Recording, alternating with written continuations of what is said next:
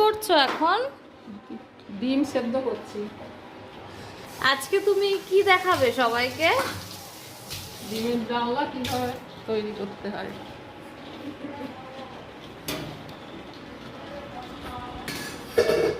ডিমটা তো এবার ফুটে যাবে।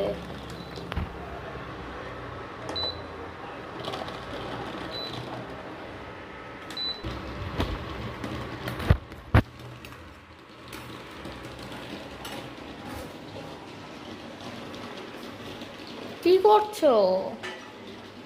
এই হাতাটা ধুয়ে দিই।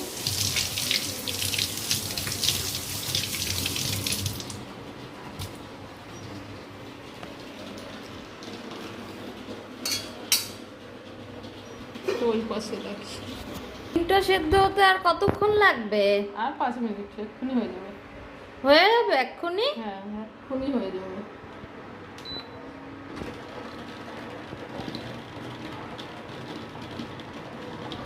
তাহলে কি আজকে আমরা ডিমের ডালনা দিয়ে ভাত খাবো?